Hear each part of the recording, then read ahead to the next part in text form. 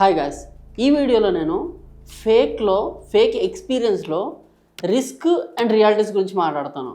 ఎందుకు ఇది ఇంపార్టెంట్ అంటే ఎఫ్ఎల్ఎం ఆఫీస్కి చాలామంది ఫ్రెషర్స్ కూడా వస్తున్నారు అనమాట. వాళ్ళందరూ నన్ను అడిగేదంటే 2023 పాస్అవుట్ అయ్యాను, నేను ఏమైనా ఫేక్ పెట్టచ్చా అనేసి అడిగేస్తున్నారు. అప్పుడే ఒకప్పుడు మేము పాస్ అయినప్పుడు 4 years 5 years ఉన్న వాళ్ళు ఫేక్ పెట్టచ్చా, ఫేక్ వర్క్ ఎక్స్పీరియన్స్ హెల్ప్ అవుతుందా ఇలాంటివి అడిగేవాళ్ళు. ఇప్పుడు ఫ్రెషర్స్ అడగడం స్టార్ట్ చేశారు. సో నాకు ఇది ఒక రైజింగ్ కన్సర్న్ అనిపించింది. సో దాని గురించి కొన్ని రిస్క్స్, కొన్ని రియాలిటీస్ ఈ వీడియోలో ఎక్స్ప్లెయిన్ చేస్తాను. So coming to the topic ఏంటంటే, ఫస్ట్ రిస్క్ గురించి మాట్లాడతా. ఫస్ట్ ఫేక్ ఎక్స్పీరియన్స్ అనేది ఎప్పుడు దాకా చెల్లేది అంటే, ఒకప్పుడు ఎప్పుడైతే మనకి కోవిడ్ ఉందో అప్పుడు బాగా చెల్లేది. ఎందుకంటే ఫేక్ ఎక్స్పీరియన్స్ని బ్యాక్గ్రౌండ్ వెరిఫికేషన్ చేయడానికి అప్పట్లో కోవిడ్ టైంలో అందరూ ఇంట్లో ఉండేవాళ్ళు కాబట్టి బ్యాక్గ్రౌండ్ వెరిఫికేషన్ అంత ఈజీగా ప్రాసెస్ అయ్యేది కాదు, కొంచెం డిలే అయ్యేది అనమాట. దానివల్ల నిజంగా నాలెడ్జ్ ఉన్న వాళ్ళు సర్వైవ్ అయ్యారు. రెండోది, ఇండస్ట్రీకి కూడా అప్పుడు రిక్వైర్మెంట్ అనేది చాలా ఎక్కువ ఉండేది. ఇండస్ట్రీలో రిక్వైర్మెంట్ ఉండేది, అలాగే బ్యాక్గ్రౌండ్ వెరిఫికేషన్ ప్రాసెస్ అనేది స్లో డౌన్ అయ్యేది. దీనివల్ల ఫేక్ ఎక్స్పీరియన్స్ అప్పట్లో బాగా చాలామంది అయిపోయింది. అప్పుడు ఎవరైతే ఫేక్లో వెళ్ళి తీసుకున్నారో వాళ్ళ కెరీర్ అనేది ఇప్పుడు చాలా సూపర్ స్ట్రాంగ్గా ఉంది. ఎందుకంటే వాళ్ళకి అర్థమైపోయింది. 3 years పాటు వాళ్ళు ఇంట్లో ఉండి వర్క్ నేర్చుకున్నారు, వర్క్స్ ఎలా చేయాలనేది అర్థమైపోయింది. ఆఫ్టర్ 3 years వాళ్ళు ఆఫీస్కి వెళ్ళినా కూడా వాళ్ళు సర్వైవ్ అవ్వగలుగుతున్నారు. కానీ అదే విషయం ఇప్పుడు తీసుకుంటే ఏంటంటే, ఇప్పుడు ఫేక్ అనేది వర్కౌట్ అవ్వదు. దానికి రీజన్ ఏంటి అంటే, ఇప్పుడు వర్క్ ఫ్రమ్ ఆఫీస్ చేయాలి. ముందుగా ఫ్రెషర్స్ ఫస్ట్ డేనే దొరికిపోతారు. ఎందుకంటే వాళ్ళకి అర్థమైపోతుంది, ఒకడు 1 year ఫేక్ ఎక్స్పీరియన్స్ పెట్టినా, 2 years ఫేక్ ఎక్స్పీరియన్స్ పెట్టినా అతని బిహేవియర్లో, అతని మాట తీరులో ఇతనికి కార్పొరేట్ ఎటిక్వేట్ ఉందా లేదా అనేది ఈజీగా మనం వ్యాలిడేట్ చేసుకోవచ్చు. ఇది ఫస్ట్ పాయింట్. సెకండ్ పాయింట్ వచ్చేసి ఏంటంటే, చాలామంది అనుకుంటారు, చాలామంది మా ఫ్రెండ్స్ వెళ్ళారు, వాళ్ళందరూ చాలా హ్యాపీగా ఉన్నారు అనుకుంటారు. కానీ దొరికినంత వరకే వాళ్ళు హ్యాపీ. ఎప్పుడు దొరుకుతారో తెలీదు. ప్రతిరోజు వాళ్ళు చస్తూ బతుకుతూ ఉంటారు. ఇదైతే నిజం.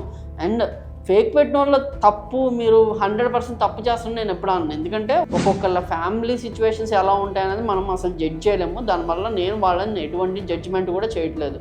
ఇదే ఇలాగే చేయాలి, ఇలా జరగాల్సిందే అని చెప్పి నేను అనట్లేదు.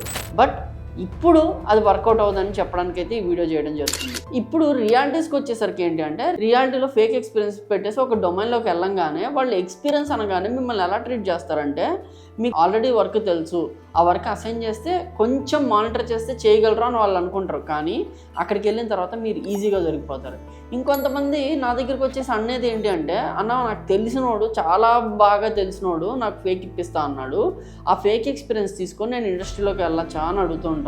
ఎందుకంటే అతను తెలిసినోడు కాబట్టి maybe we can give a try అని చెప్పేసి ప్రతి ఒక్కరికి చిన్న ఆశ అయితే ఉంటుంది. కానీ ఇష్యూ అసలు రాదు. మీరు ఒకటి దగ్గర ఫేక్ ఎక్స్పీరియన్స్ తీసుకున్నారు అనుకోండి, ఫస్ట్ వాడు మీకు ఫేక్ ఎక్స్పీరియన్స్ డాక్యుమెంట్స్ అన్నీ రెడీ చేస్తాడు. నెక్స్ట్ వాడు మిమ్మల్ని ఆ కంపెనీలో పంపిస్తాడు, మీరు కూడా వెళ్తారు ఆ కంపెనీకి. అంతా కూడా సెట్, అంతా ఫైన్ ఉంటుంది. స్టార్టింగ్ వర్క్ కూడా చేసేస్తారు. 3 to 4 months అవుతుంది. 3 to 4 months అయిన తర్వాత, 6 months అయిన తర్వాత వర్క్ ఎక్స్పీరియన్స్ని వెరిఫికేషన్ చేసే అవకాశం ఉంది, పిఎఫ్ని వెరిఫికేషన్ చేసే అవకాశం ఉంది, బ్యాంక్ స్టేట్మెంట్స్ని వెరిఫికేషన్ చేసే అవకాశం ఉంది.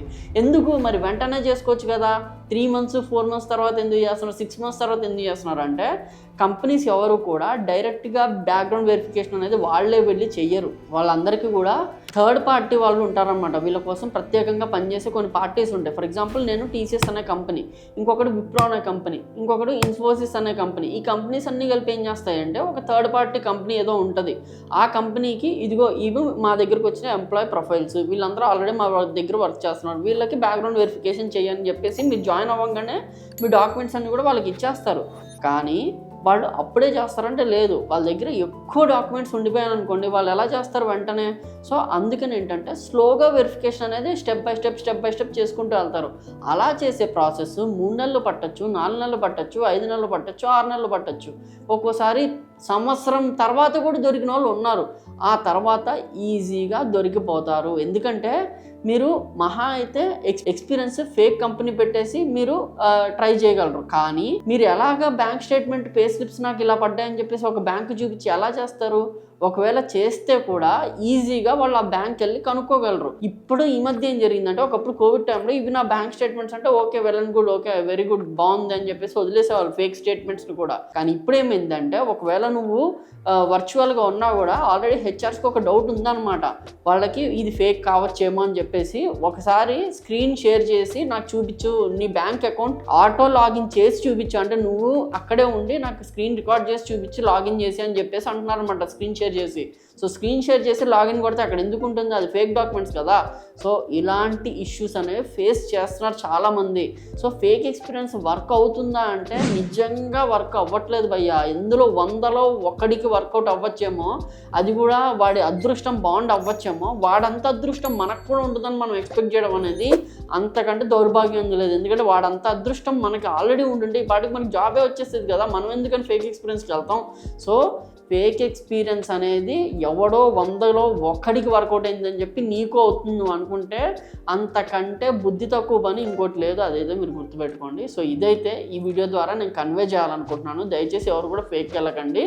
అండ్ ఇంకొక పాయింట్ కూడా ఉంది, ఆ పాయింట్ చెప్పాము ముందు సబ్స్క్రైబ్ చేసుకోండి. And freshers till there 2 years of college అయిపోయిన తర్వాత నుంచి 2 years పాటు you can try your luck. 2 years పాటు మిమ్మల్ని ఎవరు జడ్జ్ చేయరు ఏం చేసావు ఏం నేర్చుకున్నావు. ఎందుకంటే ఈ 2 years పాటు మీరు ఏదో ఒకటి అయితే నేర్చుకుంటారు కదా, ఖాళీగా అయితే ఉంటారు కదా. సో ఆ నేర్చుకునే క్రమంలో మిమ్మల్ని ఎవరు కూడా జడ్జ్ చేయరు నువ్వు నేర్చుకున్నావా లేదా, నువ్వు ఫ్రెషరా కాదా అని చెప్పేసి. కానీ 2 years అయిపోయి 3rd year ఎంటర్ అవుతున్న కొద్దీ మీరు కొంచెం ఆలోచించుకోవాలన్నమాట. సో ఫేక్ వెళ్ళొచ్చా, ఫేక్ పెట్టేసి వెళ్ళే అవకాశం ఉందా, ఫేక్తో సర్వైవ్ అవ్వగలమా అనేది మీరు చూసుకోండి. కానీ 3rd yearలో కూడా చెప్పా కదా ఇలాంటి ఇష్యూస్ అన్నీ కూడా మీరు ఫేస్ చేస్తారు. మీరు సరిగ్గా చూపించుకోలేరు. ఎవరైనా కార్పొరేట్ కంపెనీలో ప్రాపర్గా వర్క్ చేస్తే తప్పించి అతను నేను కార్పొరేట్ కంపెనీలో పని చేశాను అని చెప్పుకుంటే అవ్వదు.